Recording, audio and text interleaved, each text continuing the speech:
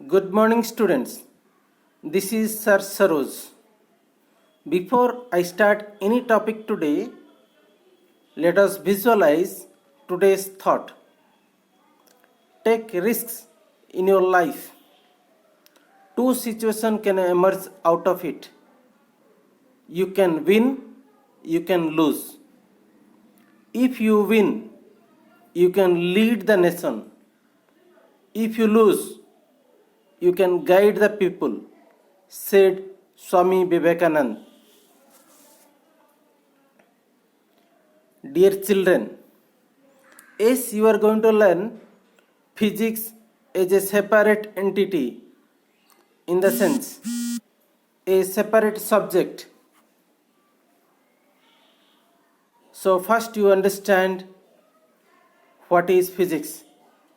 The branch of science concerned with the nature and properties of matter and energy is called physics.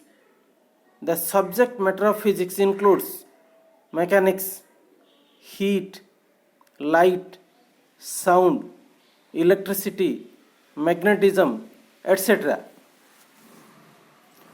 Dear children, let us see the scope and objectives of chapter 1, that is physical quantities and measurements are physical quantities, estimation, measurement, that is your one dimensional figures, two dimensional objects, three dimensional objects, etc.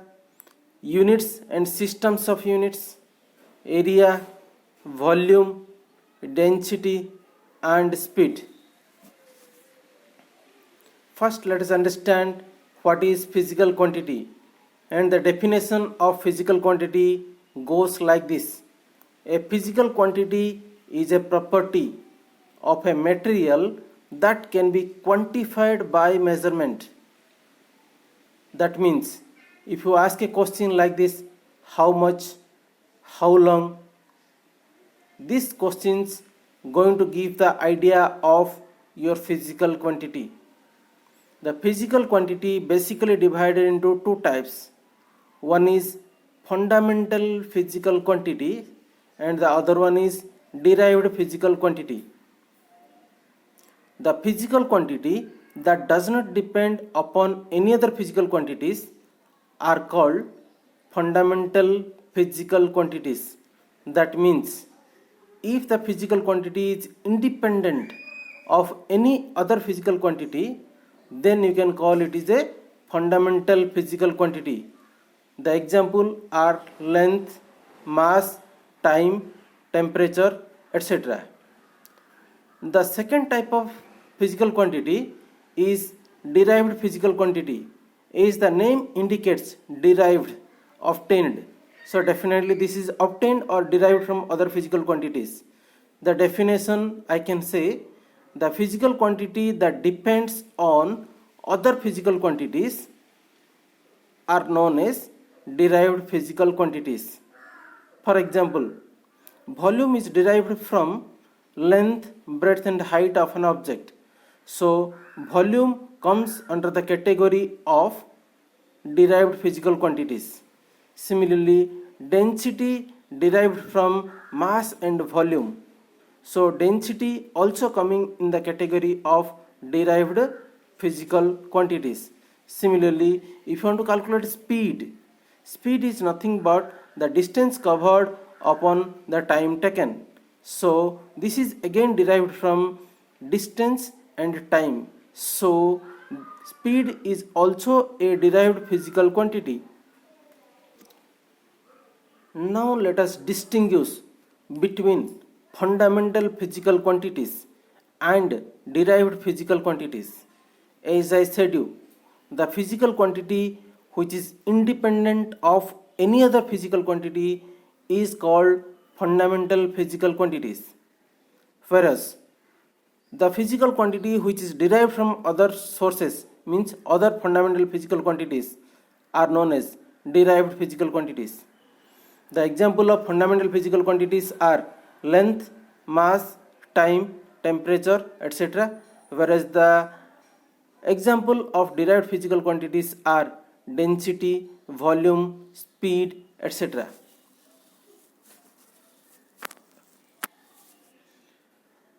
Now, dear children, let us understand what is measurement. Once you talk regarding measurement, there are two basic types of measurement. One is non-scientific measurement, the other one is scientific management. Suppose I ask you a question, what is the time now? You may, sir, it is around 7 o'clock. Do you have seen the time? Not. Just approximately you assumed and said me it is 7 o'clock. Similarly, if I ask another question, what is the distance between your home and the school? You may say 5 kilometer. You have never measured the distance, but you said 5 kilometer. So it is nothing but the quick judgment based on your experience. You said it is 5 kilometers is the distance. This is nothing but the estimation and the non-scientific way of measurement. But indeed, the world do not rely on this system of estimation or non-scientific measurement. Rather, it rely on the scientific measurement, which are actual and experimental. Now let us understand the definition for measurement. The process of comparison of an unknown physical quantity with a known standard is called measurement. Suppose I will ask you a question. What is the length of your study table? You may say 1.2 meter. What does mean by it? 1.2, that is nothing but the magnitude, and you said meter, that is nothing but the unit. So a physical quantity consists of the following, that is magnitude, the amount, and units. What is the scale used to measure? Since you have used a meter scale, meter is the unit for you. Now it is important to understand what is unit. You do not have much more things to cover in your syllabus as per unit is concerned. But you are going to read more about this in standard 9 and plus 2 and above to that much elaborately. But now you should understand the basic things for the system of units. First, let us see the definition. The standard quantity used for comparison is called units. Now in my previous example, I asked what is the length of your study table. You said 1.2 meter. Here the standard quantity is nothing but which you have used for comparison. The standard quantity which is used for the comparison is nothing but your meter scale. So that is the standard unit. There are several systems of units available in and around the world, but most popular among that are MKS, CGS, FPS, etc. Now what is MKS system? M, that is nothing but meter. The length is measured in meter. K stands for kilogram. Mass is measured in kilogram. S stands for second. Time is measured in second. The country which uses this system, they follow MKS system. Similarly, CGS stands for centimeter, gram, second. FPS stands for foot, pound and second. Now children, this is used different countries, different system. But whenever we need to exchange the materials or services between the countries, we have to use only a system, that is SI system. Since 1960, this system has been implemented, and all over the world, all the countries, whenever they want to exchange the materials, they have to use the SI system. Apart from this, you have two other systems such as absolute system of units, gravitational system of units. You are going to read much about this in the higher classes. But you need to understand here multiple units and submultiple units. Now let me give first an example. Suppose I will take the example of measurement of length. The SI unit is meter. Is there any higher unit existing? Definitely. That is your kilometer and other things. Similarly, is there any lower unit existing? Definitely, it is again centimeter and millimeter. So, above to meter, what is there? Called your kilometer. So, kilometer and above to that, what all units are there are called multiple units. Similarly, below to meter, your maybe centimeter or millimeter, whatever will be, that are known as your submultiple of units.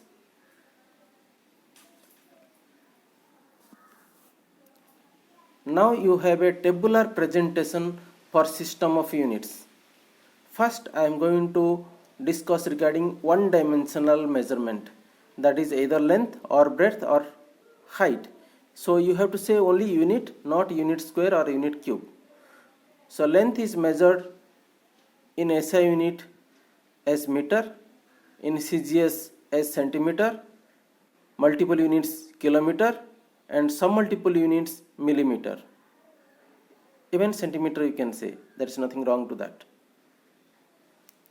Wherever area is a two-dimensional unit where length and breadth are taken together, so we have to say this one unit square, like meter square, centimeter square, kilometer square, etc.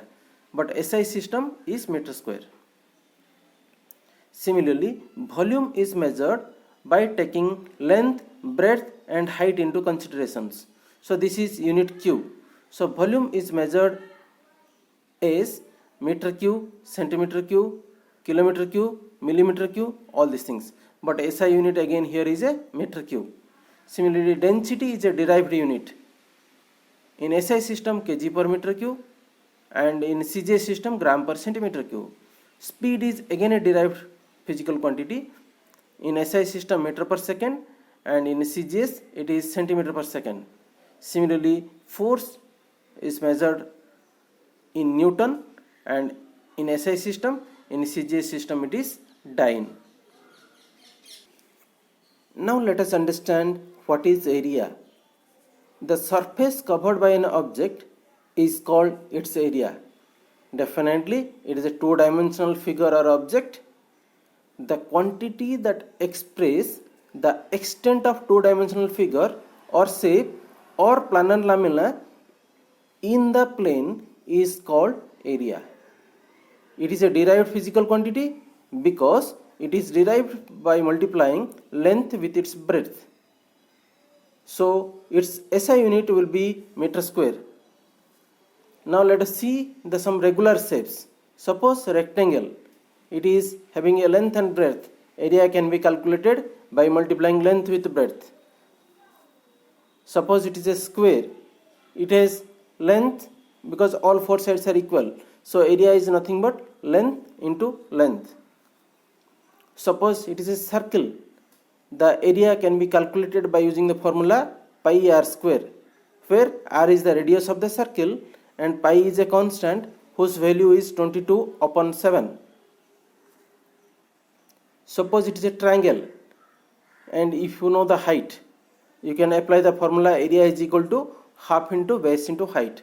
Suppose you don't know the height or height is not able to find in a particular triangle, three sides is given, still you can calculate by using Heron's formula. Regarding that you are going to read in higher classes. Suppose the object is irregular, just like a leaf is given. Suppose you may say that, sir, it is very difficult to find the area of a leaf because I cannot calculate length, breadth, etc. But that is becoming more easy. Simple techniques. You have to take a graph paper, put the leaf on the graph paper, trace a outline around that, then take out the leaf, calculate the number of full squares present within that outlined area. In the given figure, you can see there are 24, numbered as 1, 2, 3 up to 24 full squares are available, and then you need to count either half squares or more than half squares, that is put as a dots. There are 13 such dots are there. If there is a part which consists less than half square, you have to ignore that. So 1 square is equal to 1 centimeter square. Now let us calculate. Area is equal to your 24 into 1 centimeter square plus 13 into half centimeter square. That gives rise to 30.5 centimeter square, which is so easily calculated, derived for the irregular shapes. So that is also not a problem for us. Now, how to measure the volume? It's a three-dimensional figure. It may be solid, it may be liquid, it may be gas. We can measure the volume easily. That's not a difficult task for us. But as far our syllabus is concerned, we are going to discuss more about solids and liquids only. Now, if I say volume of a regular object whose formula you know, easily you can calculate. But whose formula you do not know and the object is irregular, you may be thinking, now it is difficult to find. But that is also easy, like using a formula only. Once we talk regarding fluids that are nothing but liquids and gases, its volume also can be obtained easily. We are going to see in the next slide for that. First, let us understand what is volume. The amount of space occupied by an object or a substance is called its volume. Definitely, it is a three-dimensional figure. That means it consists of length, breadth and height. It is a derived physical quantity because it is derived by multiplying length, breadth and height of an object. And definitely, since it is a three-dimensional object, length, breadth and height are multiplied together, SI unit will be meter cube. The first example is a cube.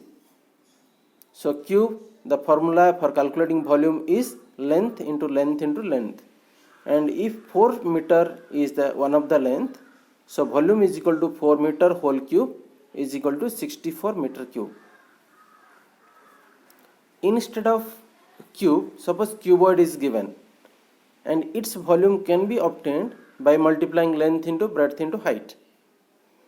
And in the given example, the length into breadth into height can be written as 6 into 4 into 3. That gives us to 72 meter cube is the volume of the cuboid. Suppose a irregular object given, that is stone. You may be thinking difficult, but see how easy it is. First, I have taken a measuring jar which consists certain level of water. That is 50 ml. That is my initial reading. Now what I have done, I have tied the stone in a thread and just dipped inside the liquid. And the volume has been turned to 80 milliliter, that is 80 ml. Now that is my final reading. So volume of stone is nothing but final reading minus initial reading, that is 80 minus 50 gives rise to 30 milliliter. So this has been obtained by using a principle known as Archimedes principle. So it says just like that, how much volume one object can displace, nothing but what volume it has. So this is all about Archimedes principle, and which is used to obtain the volume of a irregular solid. Now let us see how to obtain the volume of a liquid. We know that liquid have no definite shape, as it takes the shape of the container when the liquid poured in it. So we have to use graduated cylinder or graduated beakers as a measuring devices. The unit for measurement of liquids is generally expressed in liter. Even though it is not an SI unit, it is used for the liquids. The capacity is the total space available inside the container is called its capacity. Now let us understand the concept of unit volume. The space occupied by 1 unit of an object is called unit volume. So now if you see 1 unit cube means 1 centimeter into 1 centimeter into 1 centimeter. That is a cube of 1 centimeter. Now in the given figure, if you see, there are 12 such cubes are there, and so the volume of this object can be calculated as number of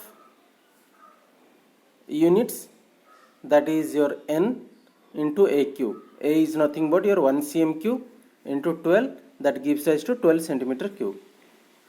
Similarly, there is a conversion, 1 ml is equal to 1 centimeter cube and 1 meter cube is equal to 1000 liter. Similarly, we can calculate the volume of gases also. Gases have no definite shape, size and volume, but the volume of gas is expressed same as that of solid and liquids along with temperature and pressure, because the same mass of gas occupies different volume at different temperature and pressure, which you are going to read in the higher classes in terms of Boyle's law and Charles' law. Thank you for watching this video. Please do not forget to like the video and share the video.